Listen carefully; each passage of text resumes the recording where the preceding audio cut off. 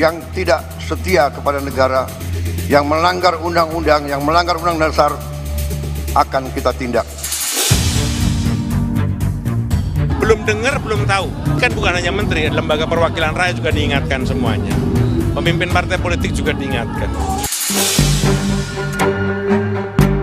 Rekonsiliasi itu sudah terjadi dan selama ini tidak ada problem yang cukup mendasar antara Presiden dengan Ibu Megawati, dengan Mas Gibran mungkin sedikit ada ya inilah ada kendala-kendala psikologis, tapi kemarin sudah tampak cair. Lebih bersifat fisik ya karena ketemu biasa ya. Apakah ini memberi sinyal bahwa PDI akan masuk ke dalam koalisi misalnya gitu ya, bergabung dengan koalisinya Pak Prabowo atau yang kita kenal dengan Kim Plus sekarang ini gitu. Menurut saya itu sangat jauh sekali gitu. Ibu Mega dengan Pak Prabowo itu nggak ada masalah selama tidak ada Pak Jokowi gitu.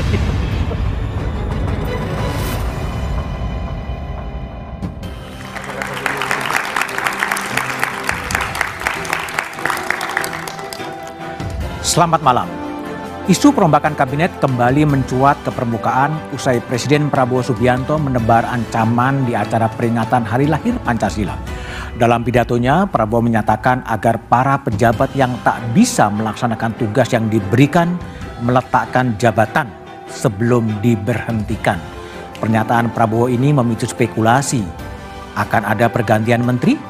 Apalagi belakangan Prabowo menunjukkan kedekatannya dengan Megawati Soekarno Putri. Muncul dugaan PDI Perjuangan akan masuk ke dalam pemerintahan. Jika ini terjadi, bukan tak mungkin akan ada pergantian posisi menteri di Kabinet Merah Putih ini. Inilah satu meja The Forum, Megawati dan Prabowo makin dekat, isu reshuffle menguat.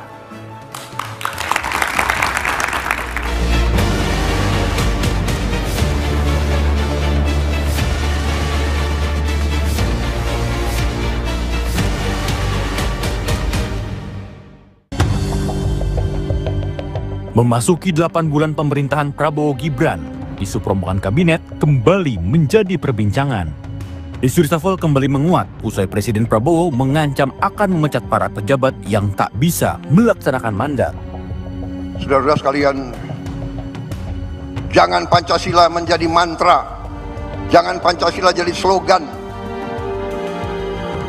Kekayaan bangsa Indonesia besar, kekayaan bangsa Indonesia harus dinikmati oleh seluruh rakyat Indonesia. Semua penyelewengan, semua kebocoran harus berhenti. Semua pejabat yang tidak mampu melaksanakan tugas lebih baik mundur sebelum saya berhentikan. Menteri Energi dan Sumber Daya Mineral yang juga Ketua Umum Partai Golkar, Bahlil Lahadalia mengatakan, reshuffle merupakan hak prerogatif Presiden Prabowo sebagai kepala pemerintahan. DP mungkin di tengah isu reshuffle, itu semuanya kembali kepada Bapak Presiden. Kan paling banyak soalnya. Tapi sedikit pun kita ya biasa aja. Isu permohonan kabinet ini bukan tanpa alasan. Kedekatan Presiden Prabowo dan Megawati Soekarno Putri yang ditunjukkan saat momen peringatan Hari Lahir Pancasila menjadi salah satu penanda. Sejumlah pihak menilai, cairnya komunikasi antara Prabowo dengan Megawati menjadi indikasi PDI Perjuangan berpotensi merapat ke pemerintahan. Namun, juru bicara PDI Perjuangan, Guntur Romli mengatakan, keakraban kedua tokoh bangsa ini tidak serta-merta membuat arah politik PDIP berubah. Ya Mbak, terkait posisi politik PDI Perjuangan sampai sekarang kan masih berada di luar pemerintahan. Dan kalaupun ada perubahan, itu seperti disampaikan oleh beberapa tokoh dari PDI Perjuangan, biasanya itu diputuskan dalam kongres yang akan diselenggarakan pada tahun ini. Nah, kalau bagi kami, tadi saya tegaskan bahwa ketika pertemuan kenegaraan ini terjadi, ini kan terkait dengan hal yang sangat mendasar bagi bangsa ini. Terkait dengan dasar negara, terkait dengan Pancasila. Kalau soal koalisi dan politik praktis itu kan hal yang permukaan. Direktur Eksekutif Parameter Politik Indonesia, Adi Prayitno berpendapat, kedekatan PDI Perjuangan dengan Presiden Prabowo bukan hal baru. Namun, Adi berharap kedekatan politik ini tidak membuat PDI Perjuangan diam saat ada kebijakan pemerintah yang membuat rakyat susah. Jadi kalau mau jujur, PDIP ini luarnya saja merah, tapi dalam itu coklat, warna Partai Gerindra. Itulah yang saya sebutkan, koalisi itu tidak harus diformalkan, tapi tentu kita berharap kawan-kawan PDIP itu tidak menutup mata. Kalau memang ada kebijakan-kebijakan yang tidak pro rakyat, itu menimbulkan polemik, merugikan masyarakat secara umum, ya memang harus berjuara secara lantang. Ini kan tentu untuk memberikan satu gambaran besar bahwa berpolitik itu suatu waktu memang boleh bersahabat, tapi kalau memang ada sesuatu yang pahit, tidak baik, katakan itu sekalipun pahit. Kedekatan dan cairnya komunikasi antar elit politik merupakan keniscayaan guna kepentingan pembangunan bangsa ke depan. PDI Perjuangan juga tak diharamkan jika bergabung di dalam pemerintahan. Namun, idealnya ada kekuatan penyeimbang yang bisa mengawasi dan mengontrol jalannya pemerintahan. Karena jika semua masuk ke dalam, lalu siapa yang akan mengkritik dan mengingatkan jika pemerintah salah jalan?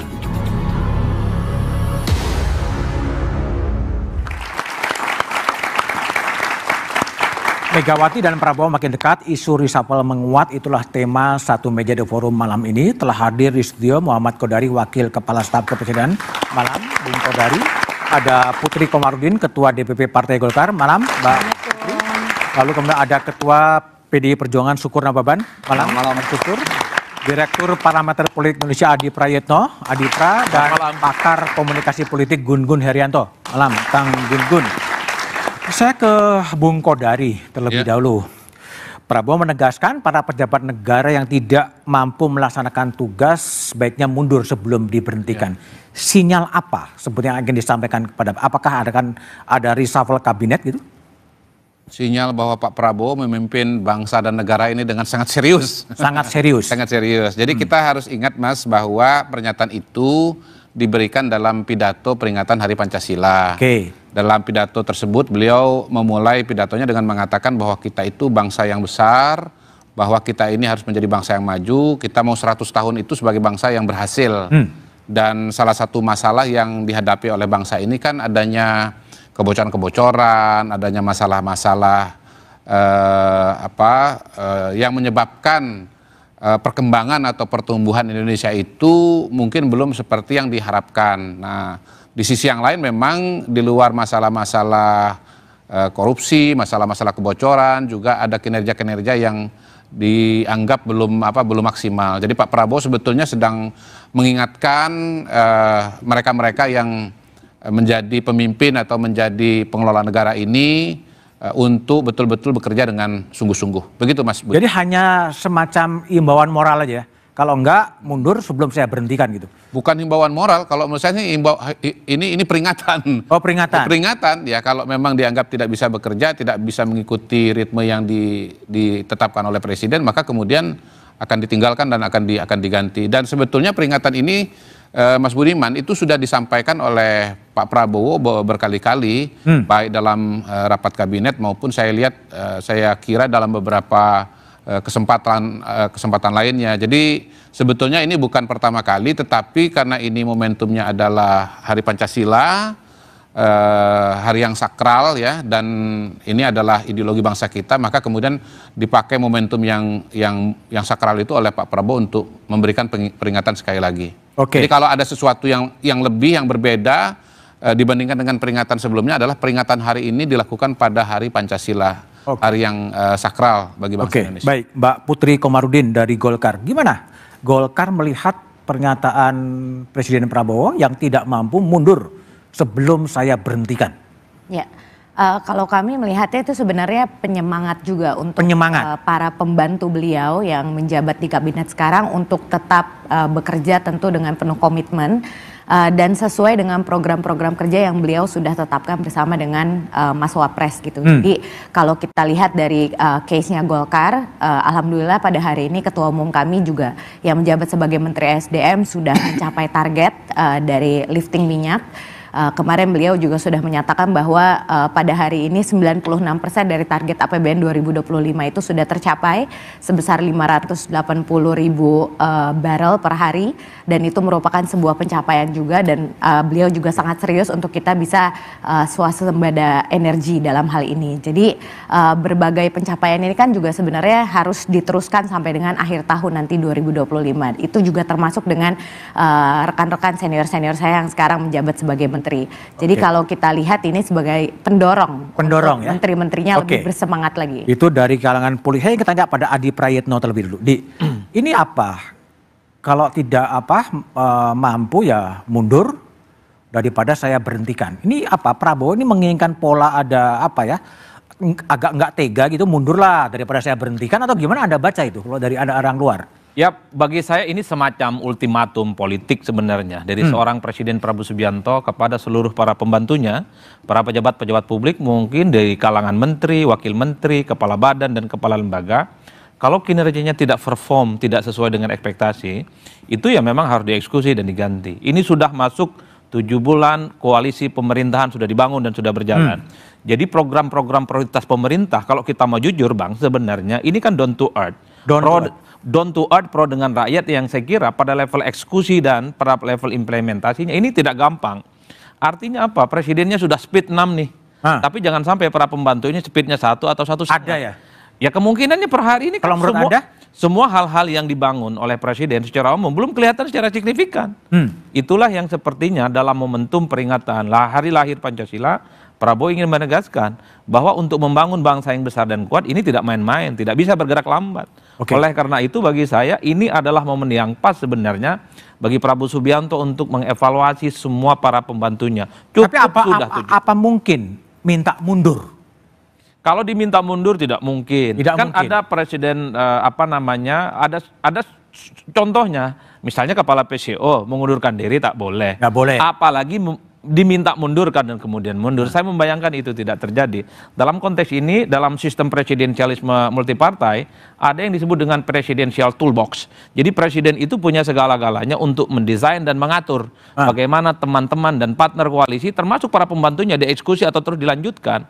Artinya apa? Jangan pernah misalnya seorang presiden itu takut bahwa reshuffle, pergantian orang itu akan melahirkan instabilitas politik, karena saya kira masih banyak cadangan-cadangan yang lain. Pesannya adalah kalau yang lain itu menimbulkan friksi, menimbulkan kegaduhan, kalau ada reshuffle masih ada PDIP kok yang bisa ada PDIP ya Bang Sukur. Apakah memang ini juga akan dimanfaatkan oleh PDIP setelah jeda berikut ini? Suasana pertemuan di antara Presiden Prabowo dengan Presiden kelima Republik Indonesia, Ibu Megawati Soekarno Putri, berlangsung sangat akrab, penuh kekeluargaan dan saling banyak bercanda. Di antara keduanya juga ada berbisik, yang saya terus terang belum tahu apa yang dibisikkan, tapi tapi keakraban, kekeluargaan penuh mewarnai dan menjadi pemandangan di depan mata kami. Masih bersama saya Budiman Tanurjo di satu meja The Forum. Bang Sukur Nababan, Bang Mujani tadi mengatakan bercanda, berbisik, akrab. Yang dibisikkan apa ya kalau Anda tahu? Ya dari dulu kan memang akrab.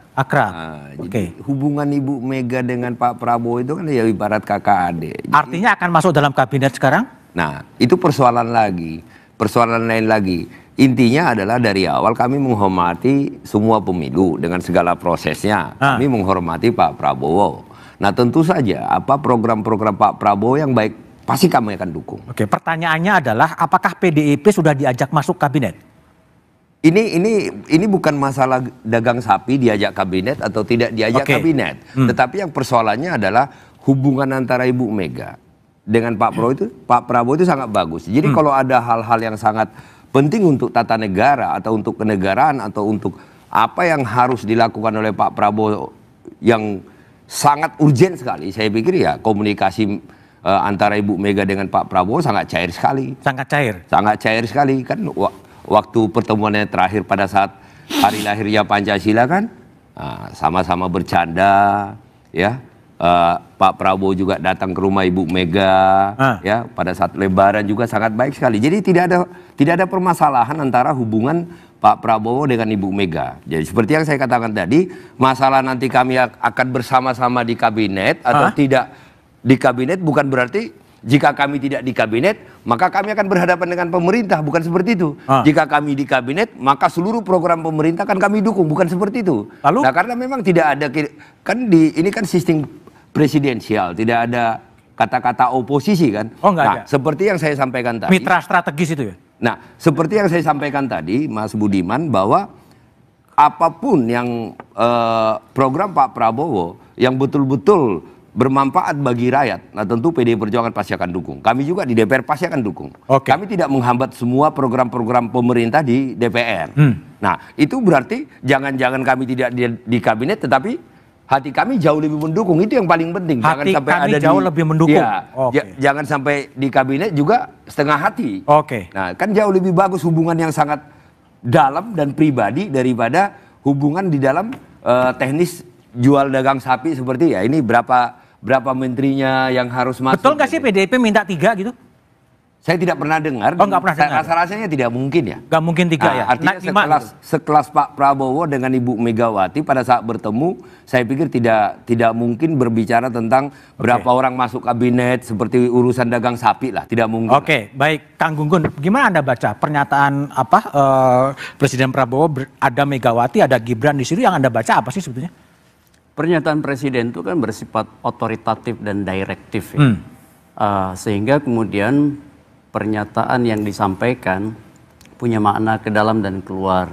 Contoh misalnya dalam konteks menteri, pernyataan itu harusnya dimaknai secara otoritatif oleh para menteri, sehingga kemudian posisi menteri betul-betul bersifat interdependen dengan presiden. Tidak ada menteri yang kalau kinerjanya buruk ya tentu harus diberhentikan atau kemudian dia mengundurkan diri. Khusus untuk Bu Mega, saya lihat kan dengan Bu Mega itu tidak ada psychological barrier ya, tidak ada hambatan dengan psikologis dengan Pak Presiden. Yang ada dengan siapa? Nampak Bu Mega ada psychological barrier dengan Gibran, tentu dengan Pak Jokowi. Itu kita tidak bisa. Artinya apa?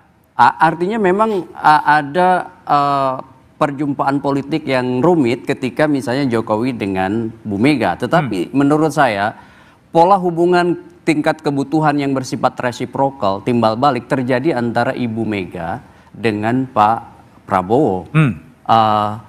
Kita sama-sama tahu bahwa mengelola kabinet besar ini tidak mudah, persoalan bangsa ini juga sangat luar biasa kompleks, sehingga ada kebutuhan strategis. Pak Prabowo membangun komunikasi politik yang intens dan kekuatan real politik.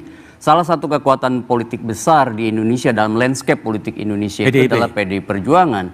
Sehingga tentu akan ada ruang yang dalam komunikasi politik disebut ZOPA ya, atau Zone of Possible Agreement. Jadi membuka ruang untuk melakukan komunikasi, sifatnya bisa saja di dalamnya ada negosiasi politik. Apakah kemudian bertemu dalam kesepakatan politik itu tentu banyak variabel. Tapi saya melihat bahwa Pak Prabowo berkehendak untuk kemudian membangun komunikasi jauh lebih intens dan produktif dalam menguatkan kabinetnya, itu saya lihat terjadi. Contoh misalnya di beberapa kesempatan Mas Bud, Pak Prabowo kan juga memberi stimulan perjumpaan-perjumpaan, seperti misalnya habis Lebaran dulu ya. Kemudian juga kemarin narasi-narasi kedekatan Pak Prabowo dengan Bu Mega itu kemudian juga diartikulasikan oleh elit-elit sekitar mereka.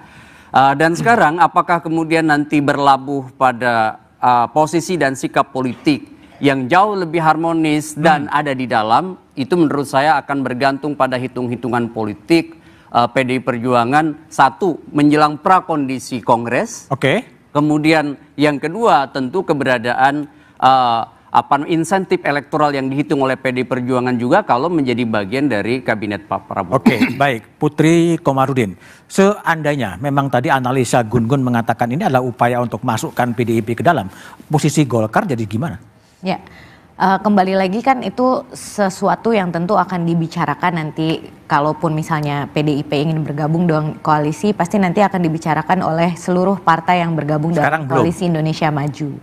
Jadi posisinya kita Golkar pasti akan sangat menghargai posisi partai lain, kita tidak pernah ikut campur, dan tentu kita tahu bahwa semua partai pasti punya posisi masing-masing, berada di dalam pemerintahan kah atau mau berjalan bersandingan tapi saling mengevaluasi dan juga memastikan bahwa benar-benar dikerjakan seluruh program-programnya dengan baik. Itu kan kita serahkan ke partai-partai lain.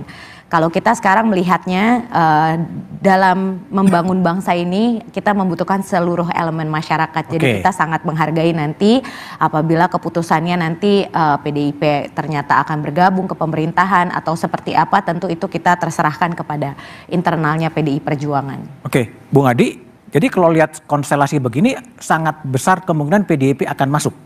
Ya kalau soal PDIP masuk atau tidak, bagi saya ini soal waktu sebenarnya. Soal waktu ya? Soal waktu, bisa besok, bisa lusa, atau setelah Kongres. Atau sekarang udah sebetulnya. Iya, tapi bagi saya Bang, secara prinsip, kalau saya sebagai rakyat berharap PDIP tidak masuk. Tidak masuk ya? Karena kalau PDIP masuk ini 100% kekuatan politik akan menjadi bagian dari kubu pemerintah. Itulah yang oleh Misner disebut dengan peril of presidentialism. Maka apa yang kemudian menjadi ancaman sebagai sebuah stabilitas atau the peril of stability maksud saya, itu sangat mengerikan di negara kita. Karena tidak akan ada check and balances. Karena dalam realitasnya begitu banyak kebijakan-kebijakan politik pemerintah, tak satu pun yang melakukan resistensi. Jadi fungsi kedewanan itu lumpuh. Ya udah lumpuh kan? Memang lumpuh. Harapannya adalah kalau memang PDIP dua kakinya berada di luar kekuasaan politik ke depan, saya kira tentu sikap kritisnya itu harus mulai dimunculkan. Itulah yang saya sebutkan, bagaimana saya berharap betul partai-partai yang saat ini berada di luar itu tidak menjadi bagian dari koalisi pemerintah. Nah yang kedua dari segi PDIP, ini dari segi kondisi politik tidak memungkinkan. Sekarang kondusif. Tidak ada resistensi, tidak ada perlawanan, tidak ada oposisi dari dalam, tidak ada partai-partai yang membelot. Kalau PDIP kemudian bergabung, ini tentu tidak baik bagai sebuah kepentingan politik elektoral, karena PDIP akan disebut sama dengan partai politik yang lain, hanya sebatas ransaking, memburu kekuasaan, mendapatkan jabatan-jabatan politik, dan yang paling penting adalah kalau PDIP berada di luar kekuasaan, ini adalah untuk menjaga perasaan dan basis konstituen yang dimiliki oleh para pendukung-pendukung PDIP. Jangan sampai pendukung PDIP yang sangat loyal itu pindah dan hijrah loh di 2029 nanti. Hanya gara-gara haluan politiknya salah dikalkulasi. Saya kira di situ kepentingan elektoral ya. Kalau Bung Kodari lihat apa yang keinginan dari Pak Prabowo untuk merangkul PDIP masuk ke dalam sebetulnya? Saya lebih melihatnya sebagai bentuk komunikasi dan implementasi dari pemikiran politik Pak Prabowo yang memang sangat mementingkan persatuan dan kesatuan. Dan Pak Prabowo juga sudah menyampaikan pesan ini secara konsisten ya, dan berkali-kali bahwa suatu bangsa itu baru bisa maju kalau elitnya bisa bertemu, bisa bersatu. Nah tadi kan profesor kita baru selamat ya, Prof. Gun-Gun, sore ini sudah jadi profesor. Menyebut terminologi zone of possible agreement.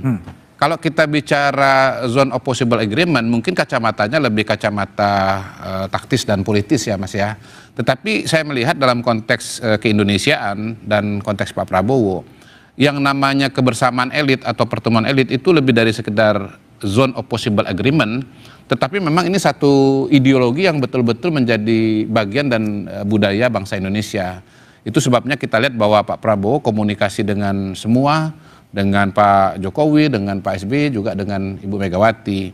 Dan komunikasi ini dilakukan terus-menerus dan dalam berbagai konteks. Dan menurut saya sih kalau kita membicarakan pada hari ini pertemuan antara Pak Prabowo dengan Ibu Mega, jangan dilepaskan dari pertemuan sebelumnya. Misalnya pada saat Lebaran. Pak Prabowo ketemu dengan Ibu Megawati dan menjawab dari Prof. Adi, kalau ini Prof mudah-mudahan ya. Kalau itu udah Prof benar, kalau ini Prof mudah-mudahan. Ya coming soon gitu ya. Janganlah Bang, kalau belum profesor jangan disebut mudah-mudahan. Karena ada juga orang yang belum profesor asik disebut profesor. Iya. Ini kan zone of possible agreement juga. Jadi saya melihatnya bahwa ini bagian dari yang tidak terpisahkan dari pertemuan sebelumnya. Dan pada waktu itu menjawab Mas Adi, seingat saya Pak Muzani mengatakan begini. Ini saya kutip Pak Muzani ya, kalau ini pun juga mudah-mudahan saya nggak salah ingat, karena sebetulnya pertemuan itu kan tertutup, jadi kita tidak tahu sebetulnya pembicaraan realnya apa.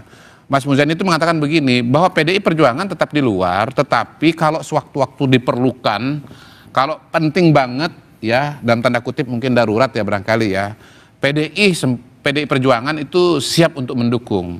Jadi saya kira kerangkanya kira-kira itu tidak akan mengkhawatirkan Mas Adi, bahwa PDI Perjuangan tetap di luar kalau bicara pemerintahan, tetapi kalau bicara hal-hal yang darurat, maka PDI Perjuangan siap memberikan dukungan apabila diperlukan. Dan menurut saya kacamata darurat itu gimana darurat itu?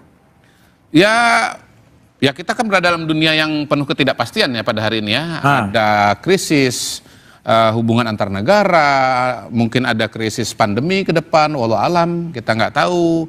Kemudian krisis bahkan bisa yang namanya perang ekonomi, perang tarif dan seterusnya. Jadi saya kira mungkin hal-hal yang katakanlah kan kalau kita ada buat perjanjian itu apa namanya? Kalau ada kejadian khusus itu, klausa khusus itu? Force major. Nah, itu dia. Jadi klausula umumnya PDI Perjuangan berada di luar, tapi kalau force major siap dukung, kira-kira begitu. Bukan dukung dalam pengertian jadi menteri, tapi mendukung kebijakan-kebijakan yang diperlukan. Sudah mendukung semua kan Bang Sukur, PDIP? Ya, tadi saya katakan kan. Atau tergantung Kongres ya? Yang paling penting dalam sebuah hubungan itu adalah tidak ada hambatan psikologis. Itu bisa berkomunikasi dan itu jauh lebih penting daripada perjanjian politik. Perjanjian politik masih bisa dilanggar karena ada kepentingan-kepentingan kekuasaan. Nah, tetapi kalau sudah hubungan yang sangat dalam, nah seperti kakak adik, dan sepertinya memang ya saya tahu persis hubungan antara Pak Prabowo dengan Ibu Mega seperti itu. Nah, makanya saya pastikan itu tidak mungkin ada pembicaraan apakah nanti masuk kabinet atau tidak kabinet. Nah, itu pasti berbicara tentang persoalan-persoalan bangsa yang kita hadapi sekarang ini. Itu pasti yang didiskusikan. Itu saya yakin. Itu mungkin poin saya, bahwa ini bukan soal zone of possible agreement dalam kacamata taktis politis ya. Ini hubungannya kultural, bahkan hubungan personal gitu. Begini, pertanyaan adalah kalaulah PDIP kemudian akan masuk dalam kabinet, kemudian siapa yang bakal keluar? Dokter siapa? Masih bersama saya Budiman Tanrejo di satu meja The Forum Bang Kodari. Banyak spekulasi di luar bahwa yang sedang direncanakan oleh Presiden adalah mengganti sejumlah menteri yang di-endorse oleh Pak Jokowi. Ini saya barusan baca berita soal Pak Menkes. Kan Pak Menkes ini udah berulang kali juga diwacanakan akan di-reshuffle. Baik karena pernyataannya maupun dinamika hubungan Pak Menkes dengan para pekerja di dunia kesehatan, terutama dokter ya, dengan perubahan-perubahan yang kebijakan yang dilakukan oleh Pak Menkes.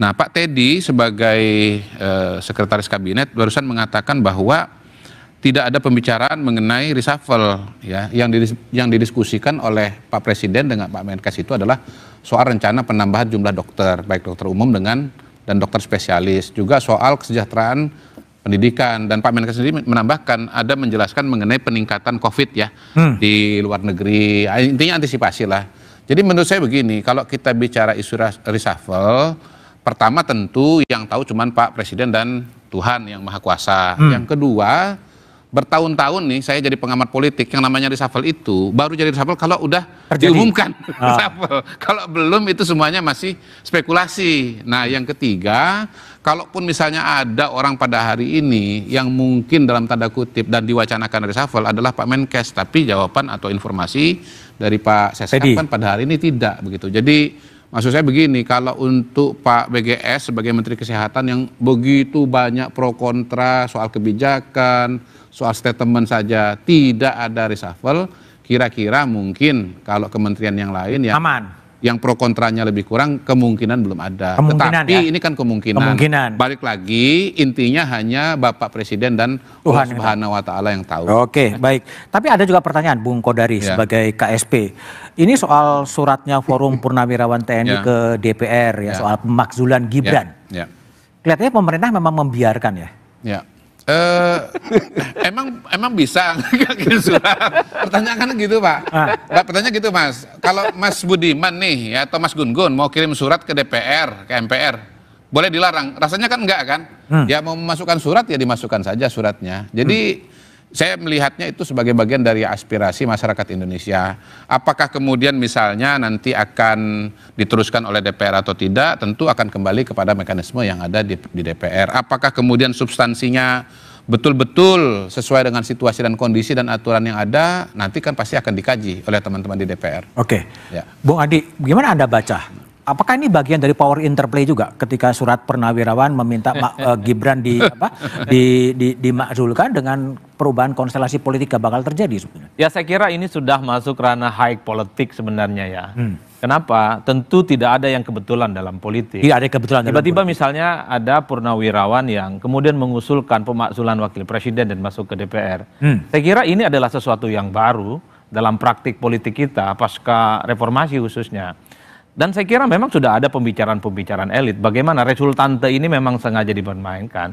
Oleh karena itu saya menduga ini soal bagaimana antar elit sedang melakukan bergen position secara politik. Karena isu-isu yang bermunculan mulai dari ijazah, kemudian soal pemakzulan, dan seterusnya, bahkan persoalan juga terkait dengan SMK, muncul juga isu reshuffle, muncul juga tiba-tiba menteri yang dikabarkan mundur. Ini adalah bagian dari bagaimana mengorkestrasi kesepakatan elit pada akhirnya. Karena kalau isu reshuffle ini mencuat, pasti pikirannya sederhana. Siapa yang kira-kira ini harus kena out dalam konteks ini. Oleh karena itu, kalau melihat kecenderungan per hari ini, konfliknya memang tidak muncul ke permukaan.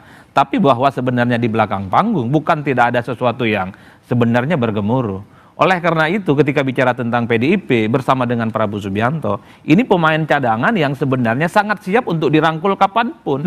Karena dalam sistem presidensialisme multipartai seperti di Indonesia, Bang, presiden itu punya kendali terkait dengan koalisi. Kapan harus keluar, kapan harus dikendalikan dan harus dikeluarkan.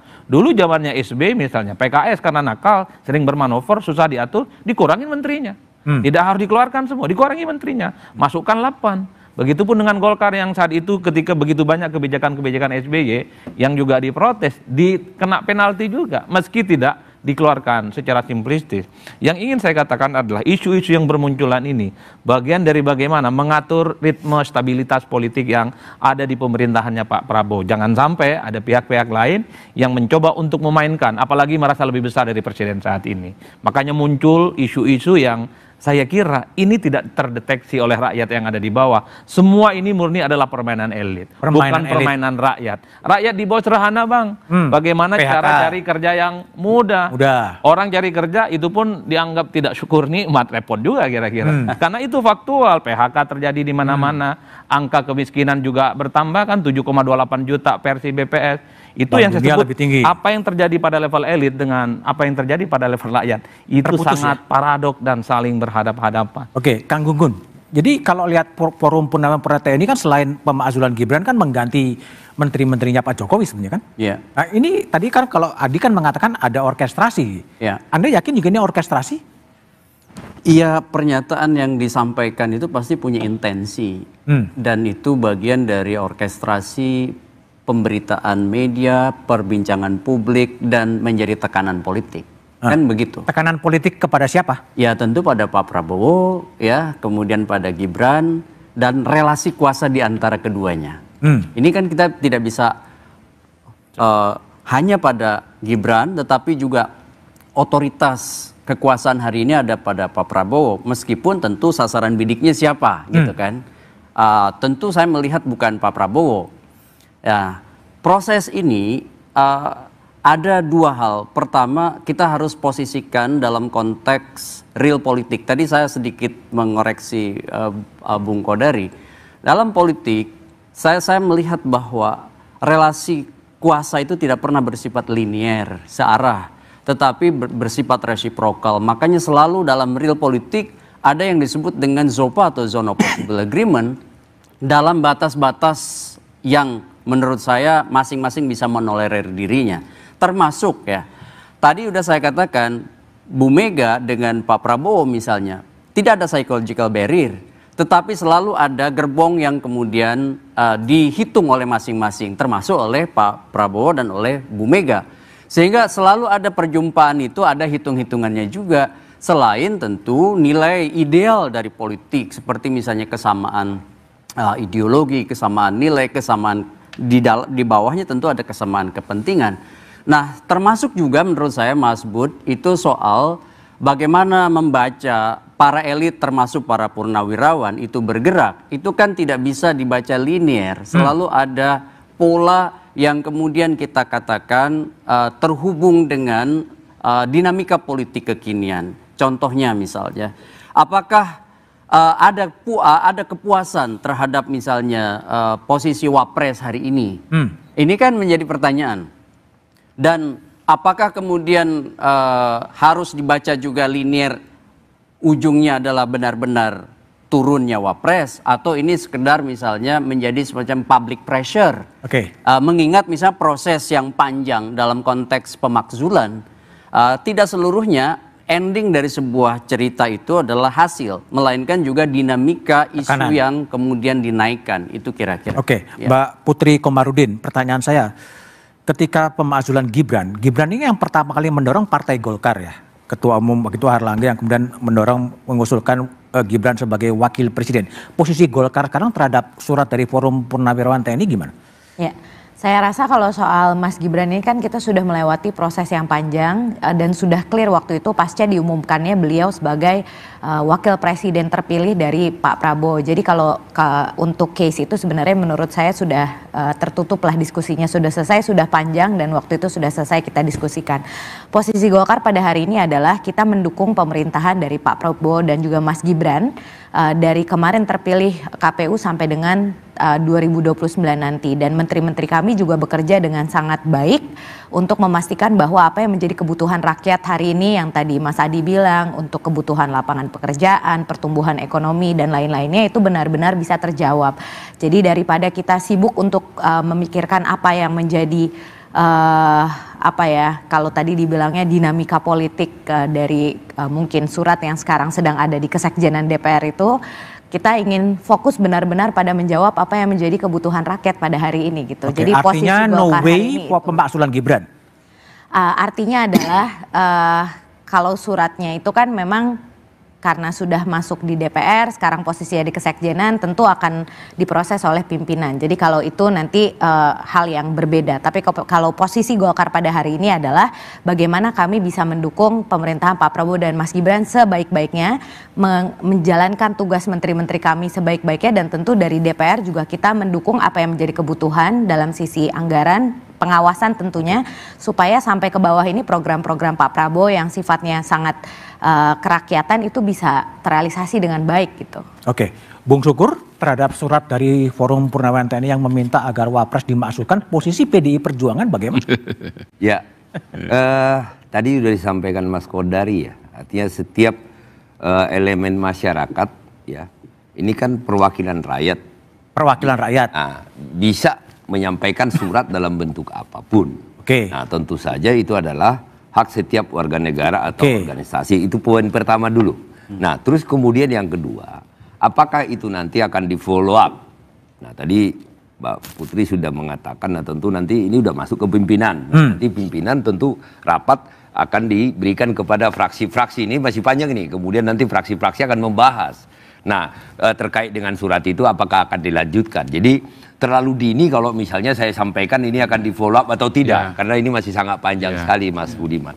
Bisa dibahas, bisa tidak. Kan ya, bisa dibahas, bisa tidak. Tetapi saya sepakat yang disampaikan oleh Mas Kodari tadi, bahwa banyak sepakatnya terus sekarang ya. Karena kebetulan teman lama. Teman lama. Jadi ya, dan juga tidak bertentangan cara berpikirnya. Artinya setiap orang berhak untuk menyampaikan surat organisasi kepada wakilnya. Itu adalah hak, dan itu tidak bisa dilarang oleh siapapun. Nah, tetapi saya katakan tadi, apakah itu nanti akan di follow up? Nah, tentu pimpinan DPR nanti akan berdiskusi. Nah, setelah selesai berdiskusi, apakah itu akan dilanjutkan kepada fraksi-fraksi. Nah, kemudian nanti fraksi-fraksi akan membahas seperti apa. Nah, tentu ini akan bergulir. Nah, ini masih sangat panjang sekali. Jadi saya belum bisa memberikan jawaban apakah itu akan dilanjutkan atau tidak. Yang paling sederhana kan nanti akan dikaji, Mas. Apakah ini memang wewenangnya ada di DPR atau di lembaga lain misalnya begitu. Kalau wewenangnya bukan di DPR, tentu kan DPR tidak akan mengerjakan karena memang bukan tupoksinya. Bukan tupoksinya. Iya, tentu kembali ke sana. Tapi kalau PDI Perjuangan sikap misalnya Bang Sukur Nababan sebagai anggota DPR, surat itu sebaiknya diproses didiemin atau diapain? Ya kita baca dulu, kita lihat dulu. Saya belum baca, saya belum lihat. Nah tentu, ya saya ngarang nih kalau saya komentarin ini Mas Budiman. Belum baca? Belum baca, belum saya lihat. Belum lihat juga? Nah artinya belum dikaji ini seperti apa bentuk suratnya dan apa isi suratnya itu juga belum tahu nih. Dan alasan-alasannya belum tahu nih. Nah itu kan yang tentu saja nanti akan dikaji, dilihat oleh pimpinan DPR, apakah itu diteruskan kepada anggota. Mungkin diperiksa dulu apakah surat ini otentik atau tidak. Ke forensik dulu ya, betul atau tidak ya. Itulah percakapan elit. Tapi bagaimana dengan situasi rakyat sekarang? Jawabannya setelah jeda berikut ini.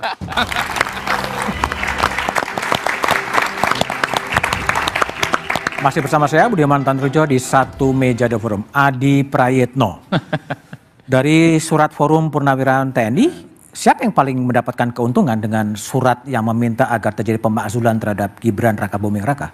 Kalau dikalkulasi belum kelihatan siapa yang mendapatkan untung, tapi kalau melihat suasana hatinya, yang paling bahagia itu memang rasa-rasanya PDIP. PDIP bahagia? PDIP. Misalnya ketika mendengarkan salah satu elit PDIP, Bang Hugo Pereira mengatakan ini akan dibacakan di paripurna. Sementara kalau Golkar beda dong. Wah ini prosesnya sudah panjang, sudah taat konstitusi dan seterusnya. Yang ingin saya katakan adalah ketika ada kaitannya dengan wakil presiden, ketika ada kaitannya dengan Jokowi, hal-hal yang sifatnya pemakdulan, saya kira satu-satunya partai politik yang paling bahagia pastilah PDIP. Nah yang kedua Bang, apa yang disampaikan oleh Bang Kodari, Bang Sukur, belum baca, belum sampai suratnya, ini kan jawaban-jawaban normatif. Di negara kita kalau sudah bicara tentang DPR, elit berkehendak, besok pun itu jadi barang, ya. Bang. Kun fayakun, semudah kita membalikkan telapak tangan. Kan kita melihat bagaimana korespondensi historisnya.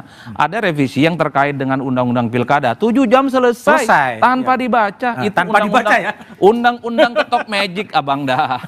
Artinya apa? Kalau soal isu pemakzulan ini sudah sepakat pada level elit, besok pun jadi. Kalau pada level elit tidak mau, besok pun tidak jadi. Jadi elitlah kunci dari segala-galanya soal pemakzulan ini. Jadi Bang Sukur ini kan pura-pura nggak tahu juga lah. Bang Sukur, selain jawaban tadi yang Bung Adi mengatakan normatif, betulkah PDIP yang mungkin paling berbahagia sebenarnya? Ya, saya tidak tahu arti berbahagia itu ya. Karena feedbacknya kan tidak ada hubungan langsung ke partai kami. Nah, ini kan persoalannya Forum Purnawirawan itu melihat mungkin ada hal-hal yang tidak pas. Nah, jadi kalau misalnya Mas Adi mengatakan bahwa yang paling berbahagia mungkin saya tidak bisa mencari definisinya. Karena berbahagia kan berarti ada sesuatu feedback yang berpotensi mendapatkan keuntungan secara politik. Ya kan tidak mungkin dari kami jadi wakil presiden kan, kecuali udah siap-siap nih. Nanti yang menggantikan dari PD Perjuangan jadi wakil presiden. Seandainya itu bisa berlanjut. Ada mahasiswa ketawa loh Bang. Itu loh, jadi ya itu yang saya katakan tadi. Nah tentu saya sepakat yang disampaikan Mas Adi dalam satu poin, bahwa tentu nanti kita lihat elit-elit ini semua ya, apakah memang ini harus dilanjutkan atau tidak. Itu yang saya katakan tadi, di pimpinan DPR apakah lanjut ke fraksi-fraksi, ini kan banyak parameter, tetapi itu ada di atas semua. Baik. Kalau Mbak Putri, apakah sebaiknya surat ini dibacakan di paripurna dan kemudian diserahkan kepada fraksi atau berhenti di Sekjen DPR? Ya, karena saya bukan pimpinan DPR, mungkin itu Mas Bud bisa tanyakannya ke pimpinan DPR. Sebagai anggota DPR, sebaiknya gimana? Kalau sebagai anggota DPR, saya sih pengennya pertemuan Pak Prabowo dan juga Bu Mega kemarin di hari lahir Pancasila itu dilanjutkan dengan pertemuan bersama mantan-mantan presiden lainnya. Jadi kan kita ngelihatnya adem dalam kondisi ekonomi serba ketidakpastian gini, melihat elit mantan-mantan presiden yang bergabung dalam satu meja itu kan memberikan kita secerca harapan bahwa kekompakan ini bisa kita bawa sampai bawah. Jadi itu harapan saya pribadi sebagai seorang anggota DPR. Baik, Bung Kodari? Ya. Harapannya gimana kalau dari KSP? Apakah surat itu dibacakan di paripurna, kemudian dibahas di fraksi-fraksi, atau ya udah selesai aja gitu? KSP tidak punya posisi untuk punya harapan terkait dengan surat tersebut, karena suratnya tidak ditujukan ke KSP. Tapi kan pernah juga disampaikan kepada presiden. Ya, kita cermati aja perkembangan nanti, karena sekali lagi surat itu ditujukan kepada DPR, jadi saya kira bolanya ada di DPR. Di Pak Sukur dan kawan-kawan. Bukan dulu Pak Wiranto mengatakan jangan ke sini dong, tempatnya salah alamat. Sekarang dikirim ke DPR bilang bukan dikirim ke KSP. Ya kembali lagi, menurut saya dikembalikan saja kepada konstitusi kita. Kalau memang terkait dengan pergantian presiden dan wakil presiden itu kan semuanya ada aturannya di konstitusi kita, yang seingat saya garis besarnya adalah baru bisa diberhentikan itu kalau ada pelanggaran dari DPR yang dulu, berat, baru masuk serius, lalu kemudian itu dibawa ke Mahkamah Konstitusi, dan dari Mahkamah Konstitusi kalaupun misalnya dinyatakan bersalah baru kembali ke MPR.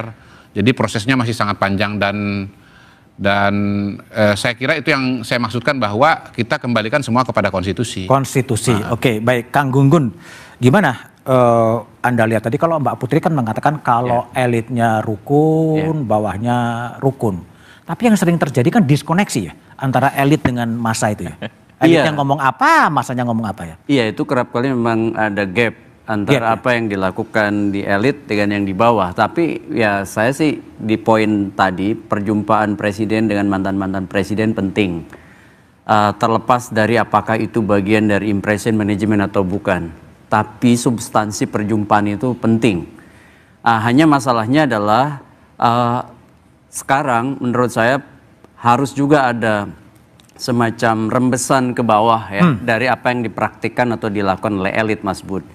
Karena terlalu besar dan kompleks ya persoalan-persoalan Republik ini kalau kemudian elit ada di logikanya dan praktik politiknya sendiri, membentuk kolamnya sendiri, kolam kecil, sementara masyarakat bawah, masyarakat awam yang kemudian kerap kali juga termobilisasi begitu ya oleh laku elit. Tadi Bung Adi berkali-kali menyebut orkestrasi yang dilakukan oleh elit.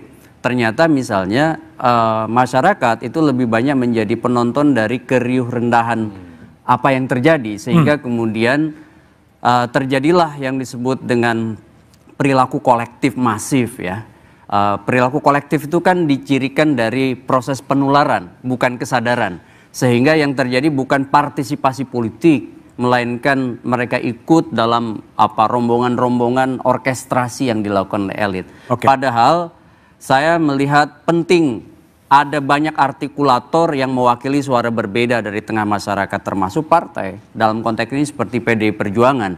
Saya mendukung kalau PDI Perjuangan memang memosisikan ya sikap dan posisi politiknya itu tidak kemudian berada di kekuasaan, melainkan di luar kekuasaan. Meskipun tentu pola hubungannya bisa konstruktif dengan pemerintahan yang saat ini berjalan. Sehingga ada artikulator ya dari suara berbeda, dan itu bagus sekali bagi PDI Perjuangan juga. Contoh misalnya kan insentif elektoral sudah pernah dialami, signifikan dimiliki oleh PDI Perjuangan pada saat PDI Perjuangan 2 periode berada di luar kekuasaan eranya Pak SBY. Nanti selalu ada diskoneksi antara elit dan massa. Oke, Kang Gunggun, terima kasih. Adi, Pak Syukur, Bu Putri, dan Kodari. Presiden Prabowo Subianto berkata, kalau tidak sanggup silakan mundur sebelum saya ganti. Tapi soal kekuasaan tak cukup diselesaikan dengan reshuffle. Ketika sejumlah wakil menteri rangkap jabatan jadi komisaris. Ketika satu keluarga duduk di banyak kursi. Kita pantas bertanya, apakah ini meritokrasi atau nepotisme yang dipoles rapi? Bung Hatta pernah mengingatkan, negara tidak boleh dijadikan alat oleh satu golongan untuk menindas golongan lain. Kekuasaan harus kembali pada akal sehat. Kekuasaan harus punya empati di tengah korupsi yang merajalela, PHK di mana-mana, dan hukum dan konstitusi yang bisa diakali. Kita bukan cuma butuh perombakan, kita butuh keteladanan. Satu kata dan satu perbuatan. Satu Meja The Forum, tempat kita bicara apa adanya agar kekuasaan tak lupa batasnya. Selamat malam dan terima kasih.